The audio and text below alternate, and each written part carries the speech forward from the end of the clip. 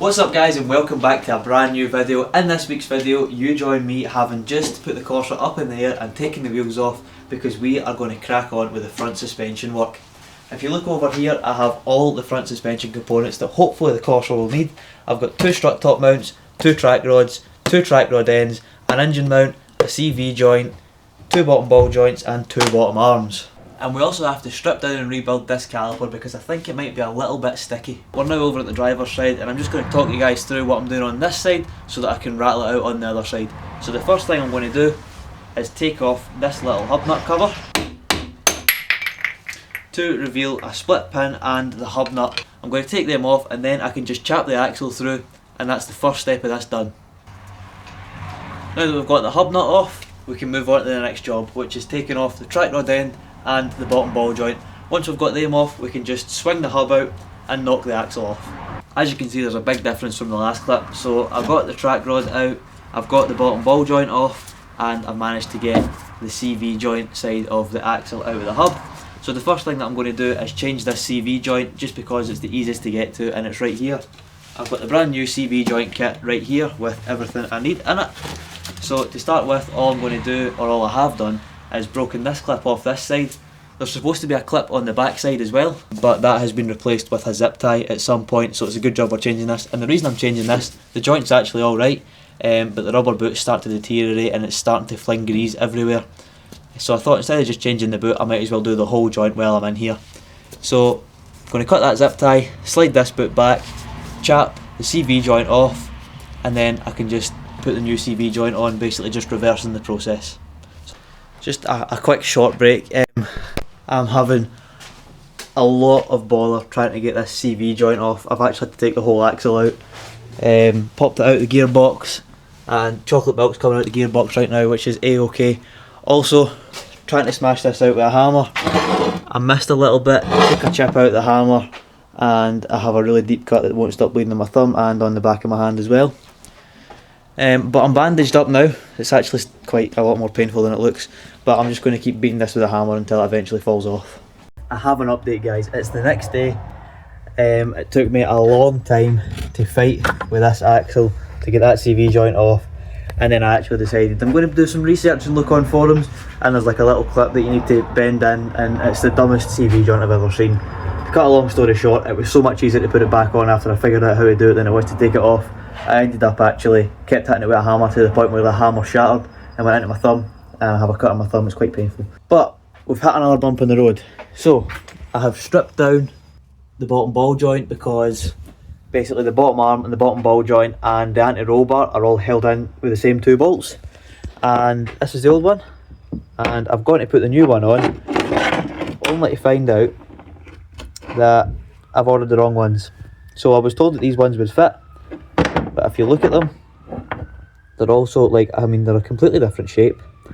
So basically, a little bit of knowledge for you guys so you don't make the same mistake. This is the bottom arm, that's the ball joint that it needs. In the facelift cars, it was a longer bottom ball joint paired with a shorter bottom arm. In the pre-facelift cars, so before 1997, it was a shorter bottom ball joint but a longer arm. So guys, I just thought I'd give you a little update. It is now Sunday night, so we have 6 days until ShedFest, and the Corsa is still in a little bit of a sorry state. So far we have pretty much everything on this side done. I decided I'm going to leave the track rods and track rod ends until after the trip because they're just too much hassle and there's too much risk of breaking something before we go on the trip.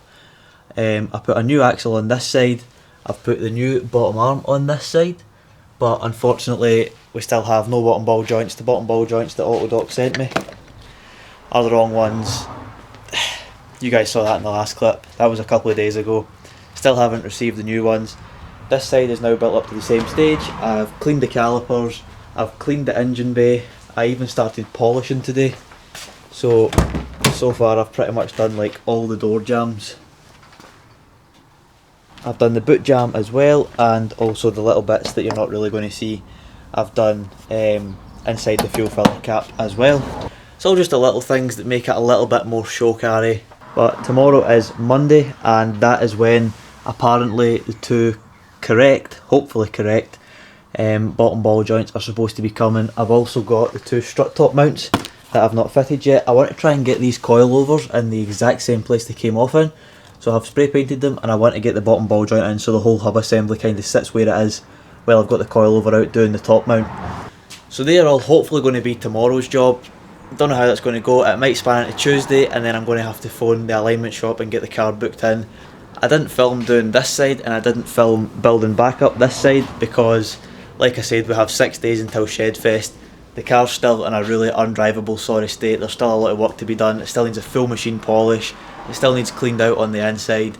I still need to rig up all my camera gear in it. I'm starting to get really stressed out whether this car's actually going to make it or not. But fingers crossed it does. It's been a lot of sleepless nights leading up till now, and there's probably going to be a few more right up until ShedFest. And the next time you guys see me and this car, hopefully, will be tomorrow when I have the bottom ball joints, and then we can crack on getting them fitted and get the strut top mounts fitted as well. And then another night during the week we can get a full machine polish.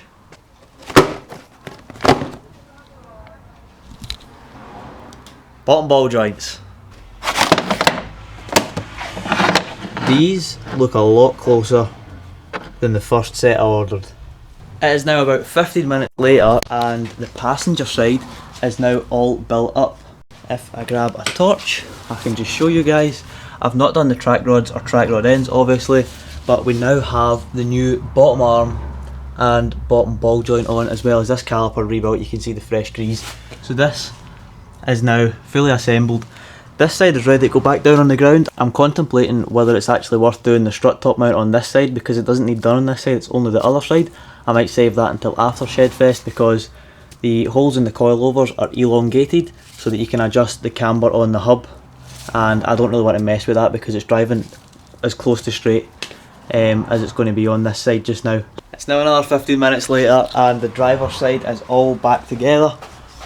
I'm just going to leave the top mounts until after the ShedFest trip because I need to get the car aligned. It's now Monday night, I'm busy tomorrow night, I still need another night in the week to machine polish the car. I need to upload this video on Wednesday. So my main goal just now is to try and get the car back on the road tonight, because it's just turned 7 o'clock. So I still have a couple of hours. So I've got a little sheet here, and I'm just going to go over and make sure all the nuts and bolts are tight on this, because this project has now spanned almost a week, which is insane. It's way longer than I thought it was going to be. Ladies and gentlemen, the Corsa is built back up, the wheels are back on, but we have a different problem.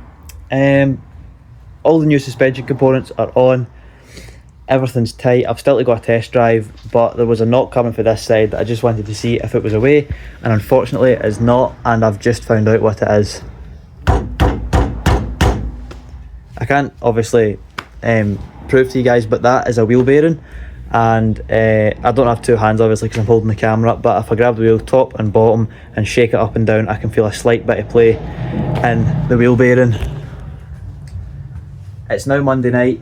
I need a press to get that wheel bearing off. I'm not going to be able to get it booked into a garage before Friday, and if it did get booked into a garage to get the wheel bearing done, they would need to take the hub off, which then means taking the strut off, which then means the car needs a wheel alignment, and we don't have time for that before ShedFest. So we're going to take the car out a test drive, hope for the best. I know the knocking noise isn't going to be away because it's a wheel bearing. I'm going to get the wheel bearing done as soon as we come back for ShedFest. I'm just going to have to try and take it down. The wheel bearing it's not the best I've seen, but it's not the worst I've seen, but it's veering towards the worst end. I've had that knocking noise for now about 2.5 to 3 months, and I've not really done anything about it. Now that I'm on a really tight time frame, it's coming back to bite me in the arse. This wheel doesn't make the same noise at all, and the wheel bearing has no play. That wheel is absolutely solid, and this wheel is, well, oh, that was the wing.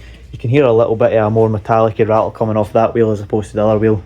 So the next thing I'm going to do is put the car down, tighten the hub nuts, tighten the wheels, put split pins in the hub nuts, and then we can take this car out a test drive. I've also got a camera rigged up on the inside just so that you guys can also see the test drive. So I'll get back to you guys when the car is back down on the ground, hopefully rolling and running and driving. It's test drive time, ladies and gentlemen. I would be lying if I said I wasn't at least 99.9% nervous.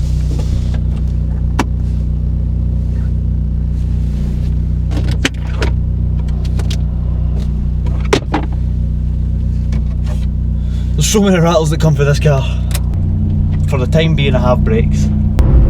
Wow. What the f***? Holy sh**. So the knock's still there, the steering's still a little bit vague, but I think that's all very much to do with the fact the wheel bearing's absolutely not entirely knackered yet, but it's definitely close. It is now a day later after the test drive, and I have given the car a full machine polish and a full wax. You guys will see all that hopefully at ShedFest if we make it down. I do obviously still have the wheel bearing problem, but I've done way too much work to this car not to at least try and make it down. We have a 255-mile drive from where I am right now all the way down to Bolesworth Castle. We are going to be stopping a little bit, kind of 20 minutes short of Bolesworth Castle to get our hotel. However, today is Thursday, we leave tomorrow afternoon, hopefully at about 2-3 o'clock, because Jamie and I both have work in the morning. Depending on how the drive down goes, I'll see you guys either tomorrow afternoon / evening or Saturday morning, the day of ShedFest. Fingers crossed we make it down, or this video and the last video are just going to be completely useless, and it's going to have been pretty much a waste of time doing all that work to the front of the car.